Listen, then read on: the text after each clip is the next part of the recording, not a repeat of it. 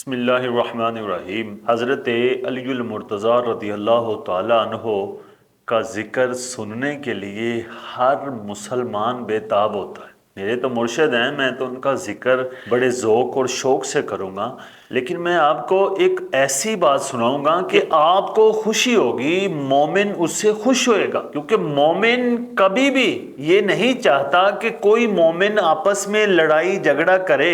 اگر ان کا آپس میں کچھ معاملہ ہو بھی جائے تو اچھا دوست اچھا وہی ہے جو حسن اخلاق والی باتیں ہی بیان کرے، لڑائی جھگڑے والی باتیں نہ بیان کرے۔ میں نے آپ کو حضرت علی المرتضیٰ شیر خدا رضی اللہ تعالیٰ عنہ کا ذکر حضرت امیر معاویہ کی بارگاہ میں ہوا وہ واقعہ سنانا ہے کہ وہ ذکر کسی نے زبردستی نہیں کیا، بلکہ حضرت امیر معاویہ رضی اللہ تعالیٰ عنہ نے خود کہا کہ مجھے حضرت علی المرتضیٰ کا ذکر سنائیں۔ اس سے پہلے ایک آپ کی کرامت اور ایک دو باتیں آپ کو سنانا چاہتا ہوں کہ حضرت علی المرتضیٰ شیر خدا رضی اللہ تعالیٰ عنہ اپنے دونوں بیٹوں کے ساتھ کعبے کا طواف کر رہے تھے۔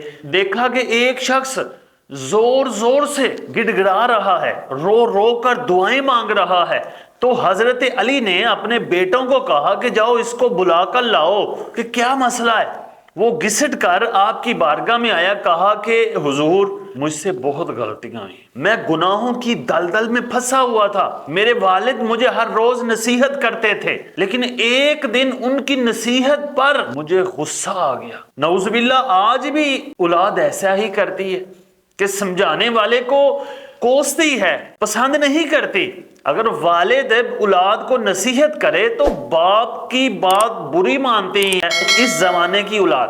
حضرت علی المرتضیٰ رضی اللہ تعالیٰ عنہ نے اس کی بات سنی، اس نے کہا ایک دن ایسا ہوا کہ میں گناہوں میں مبتلا تھا، میرے والد نے روکا لیکن مجھے غصہ آیا، میں نے اپنے والد کو مارا اور میرا والد غصے سے حرم شریف میں آ کر بد دعا کرنے لگا، اور اس کے بعد مجھے ایک سائیڈ پہ فالج آ گیا اور اس فالج میں آج تک مبتلا ہوں۔ میں نے اپنے والد سے بعد میں معافی مانگی تو والد صاحب نے معاف کر دیا اور کہا کہ میں تیرے لیے وہیں دعا مانگتا ہوں یہاں بد دعا کی تھی۔ ہم دونوں باپ بیٹا اونٹنی پہ بیٹھ کر حرم شریف کی طرف آ رہے تھے کہ راستے میں اونٹنی بد کی اونٹنی ڈر گئی اور اس نے بھاگنا شروع کر دیا، میں گر گیا اور میرا والد دو چٹانوں کے درمیان گرا اور وہ فوت ہو گیا۔ اب میں پہنچا ہوں اور میں دعا مانگ رہا ہوں کہ کہیں میں ٹھیک ہو جاؤں۔ تو حضرت علی نے کہا کہ جب تمہارے والد تم پہ راضی ہیں تو اللہ کرم کرے گا، اللہ بھی راضی ہو جائے گا۔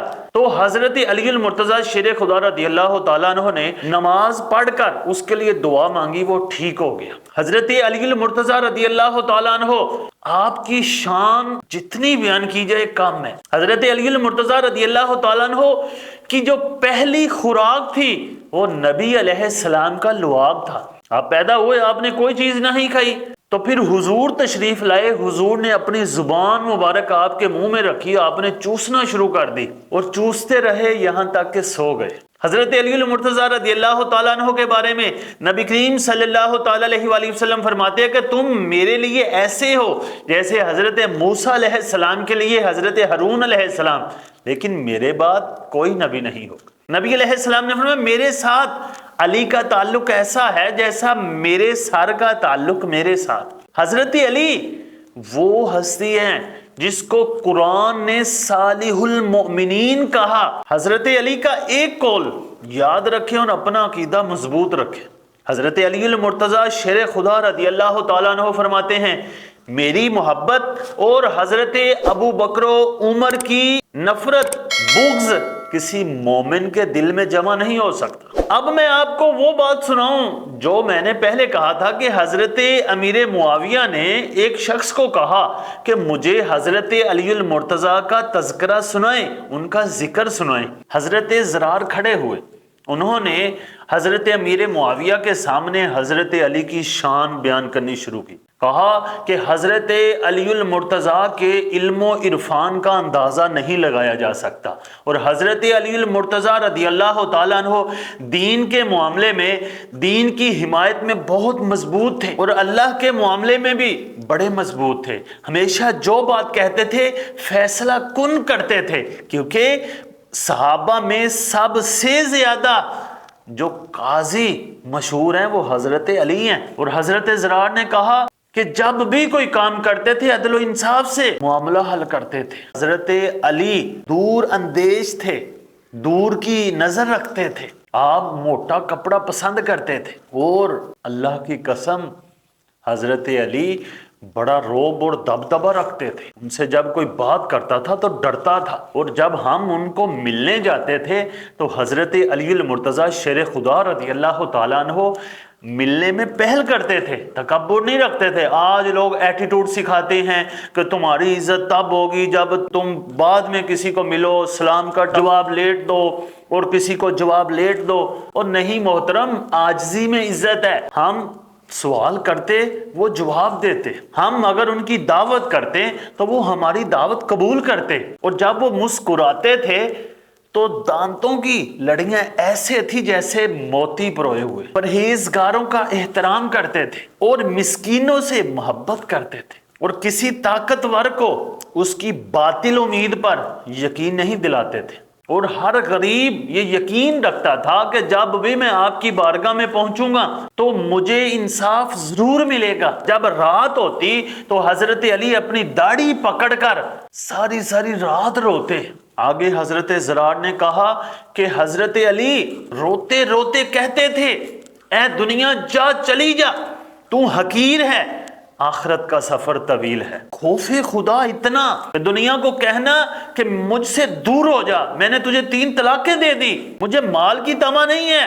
حضرت امیر معاویہ رضی اللہ تعالیٰ عنہ نے جب حضرت علی المرتضیٰ شیر خدا رضی اللہ تعالیٰ عنہ کا ذکر مبارک سنا، ان کی شان سنی، پھر ان کی یاد آ گئی۔ جب کسی محبوب کی، کسی دوست کی یاد آتی ہے تو پھر آنکھوں میں آنسو بھی آ جاتے ہیں۔ پھر حضرت امیر معاویہ رضی اللہ تعالیٰ عنہ چھم چھم آنسو برسانے لگے، رونا شروع کر دیا۔